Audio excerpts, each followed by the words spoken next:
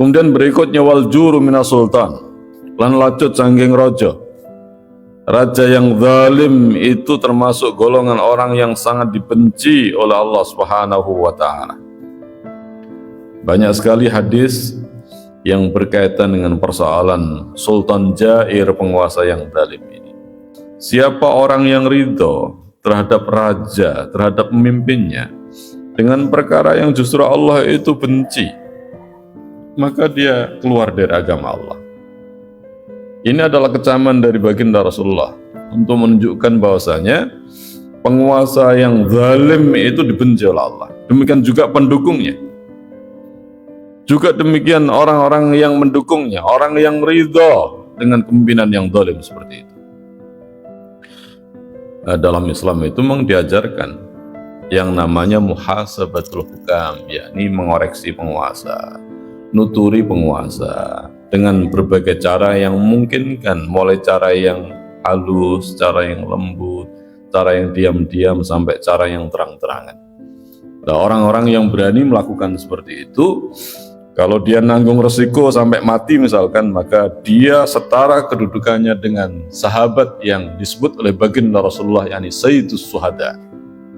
Sayyidus Syuhada, penghulunya para syuhada. Sayyidus Syuhada Hamzah.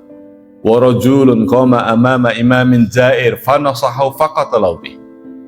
Penghulunya para syuhada itu adalah Hamzah bin Abdul Muthalib.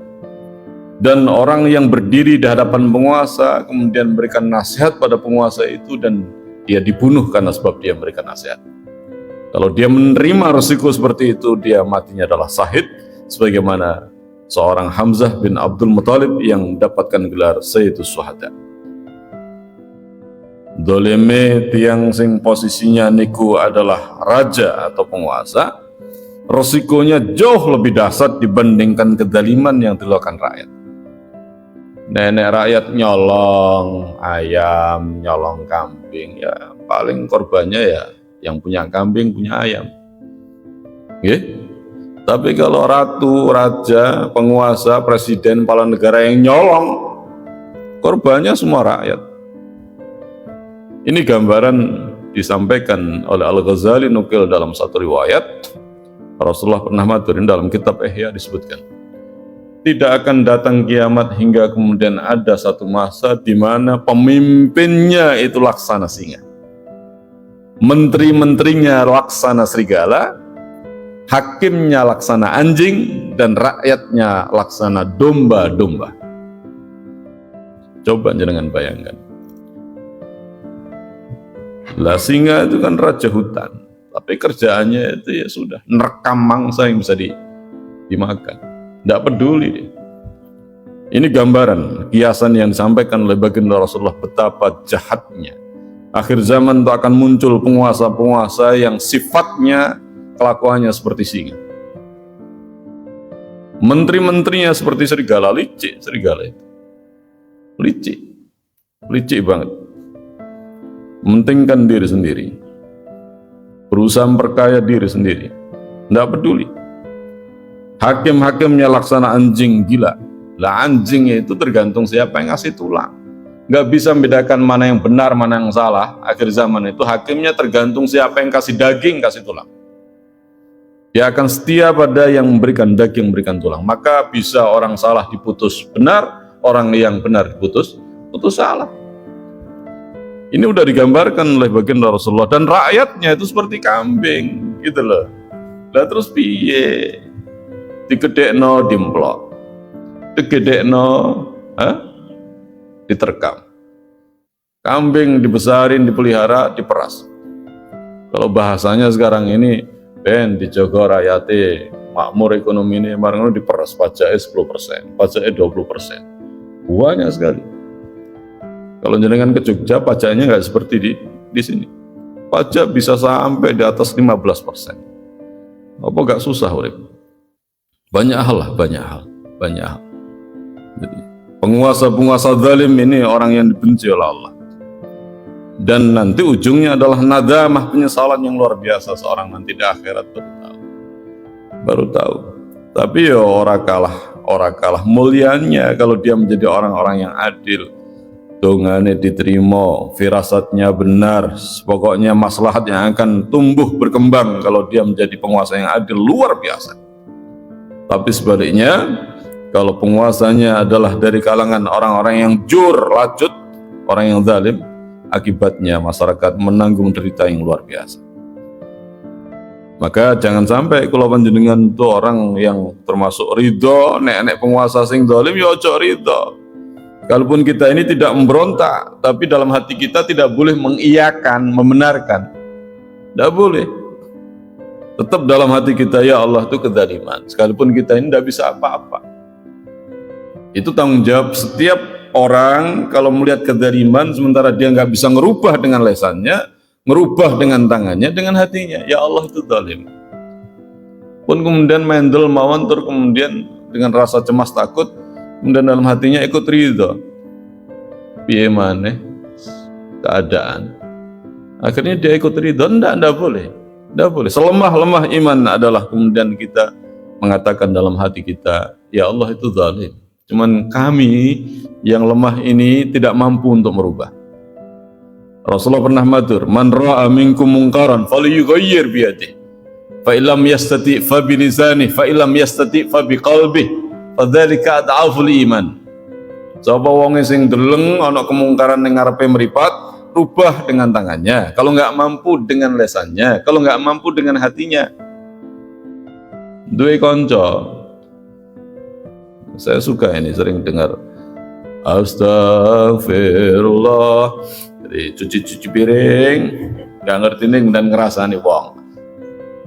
Kemudian ditegur mungkin tidak bisa, langsung diajak sholawatan atau istighfar. Astagfirullah, itu cara umpama ono koncone kok ngerasani wong, nek bisa ayo mboten angsal astagfirullah.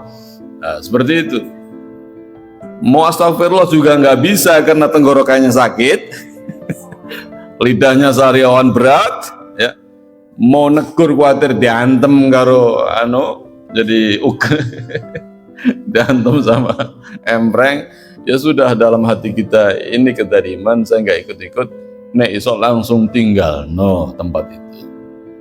Ngapunten nggih enten pekerjaan ten griya langkung penting jenengan terus gak apa-apa. Timbang ning kono awake dhewe nggak kuat, untuk nasihat itu juga nggak bisa. Ya, itu urusan kecil loh ya. Kadang urusan kecil aja nggak sanggup kita untuk mengingkari. Tapi yang dituturkan oleh baginda Rasulullah, kalau kita melihat kemungkaran depan mata kita, kewajiban saat itu untuk kemudian merubah, ditegur, jangan gitu mbak. Kalau kemudian tidak sanggup lagi, maka kita dengan hati, yakni ya Allah ini kezaliman, dan kemudian ya ditinggalkan majelis itu. Pun kumpul, cah nom kumpul karo kanca-kancane, beli minuman keras, kemudian dia minum, dia nggak ikut, teman-temannya minum, dia nggak ikut. Maka kalau ini selemah-lemah iman, maka ditinggalkanlah majelis itu. Bukan kemudian dia tetap ingin kumpul, duduk dengan orang-orang yang minum sekalipun dia nggak minum. Ini dosa. Mboten angsal. Jadi urutannya mboten langsung dengan tangan sebenarnya. Jadi hadis itu, man ra'a minkum mungkaran falyughayyir bi yadihi. Siapa orang yang melihat kemungkaran, rubahlah dengan tangan, dengan lesan, dengan hati. Ini untuk menunjukkan tingkatan kekuatan dan pengaruh. Nah, dengan tangan itu kiasan, yakni kekuasaan. Kekuasaanlah yang paling kuat bisa mencegah kemungkaran, bahkan menghapuskan kemungkaran. Ono membuka warung, isinya tawa, segala macam jenis barang-barang yang minuman diharamkan oleh agama dan dilarang oleh negara, dia jual. Kalau orang per orang nuturi nggak sanggup, bahkan RT nggak sanggup, lurah nggak sanggup. Siapa yang paling punya kemampuan? Negara, punya aparat, kirim 1 batalion pasukan, gawakno tank ngono karo bom. Sesuk nek orang bawa tutup, meleduk perang, selesai sudah. Baru diancam aja selesai. Tapi kalau kita orang per orang bisa berkelahi, itu malah nggak dibolehkan. Nah ini tentang urutan kekuatan. Ya, ini dengan tangan, ya ini dengan kekuasaan, kemudian dengan lesan, baru kemudian dengan hati. Nah dengan hati itu ada pengaruh, ada. Misalkan satu RT gitu, Ada yang nawakal, berbuat kezaliman, berbuat kemungkaran, diingatkan nggak bisa. Ya sudah, putus komunikasi. Wis, dianggap ono ne podo karo ora ono. Maka ini akan memberikan pengaruh. Nek DE pengen menjadi bagian dari kampung itu, menjadi bagian dari masyarakat RT itu, dia harus berubah baik seperti yang diinginkan masyarakat. Kalau enggak, dia akan terpencil. Kita punya warung, dia mau jual, ngapunten, enggak jual ke jenengan. Jualan es, dia mau beli, ngapunten, saya nggak jual pada jenengan. Putus hubungan. Dan itu pasti orang-orang seperti itu, dia akan kemudian berubah dengan sendirinya. Atau dia akan hijrah pindah di tempat lain yang nyocoki apa yang jadi kelakuan. Itu dengan hati. Bukan dengan hatiku mengendak, di antaranya adalah meninggalkan pergaulan, meninggalkan muamalah. Ini. Tapi urutan amar ma'ruf, nyegah perkara yang mungkar, dan mengajak perkara yang ma'ruf, tetap urutannya dengan lesan. Ada yang berbuat mungkar, dituturi dengan lesan, diingatkan keyakinannya. Ingat ada kematian, ingat ada alam barzah, ingat ada darul akhirah, ingat ada hisab, ingat ada surga, ingat ada neraka, diingatkan. Baru kemudian kalau enggak kemudian berubah, baru dengan yakni biryat, yakni dengan kekuatan. Negara, sekali lagi negara yang paling kuat bisa menghilangkan kemungkaran itu negara. Tapi yang cekadek, negarane dhewe sing dadi sumber kekacauan atau sumber kemungkaran itu tidak akan pernah bisa. Rakyat ini enggak akan bisa menghilangkan kemungkaran. Menghilangkan kemungkaran tidak bisa. Kebaikan kalau negara yang mulai itu akan merambah pada seluruh masyarakat. Demikian juga kebaikan. Kejahatan juga demikian. Resikonya seluruh rakyat. Tapi kalau kebaikan dimulai dari kita, belum tentu bisa merambah seluruhnya. Kejahatan dari orang kecil belum tentu dan pengaruh pada seluruhnya. Belum tentu. Ini posisi seorang penguasa ini sangat penting sekali. Sangat penting sekali. Tapi kalau dia adalah orang yang tidak amanah, waljur minas sultan, maka termasuk orang-orang yang Allah benci. Allah bendu pada penguasa yang zalim itu. Ya. Wa yadzubillah min dzalik.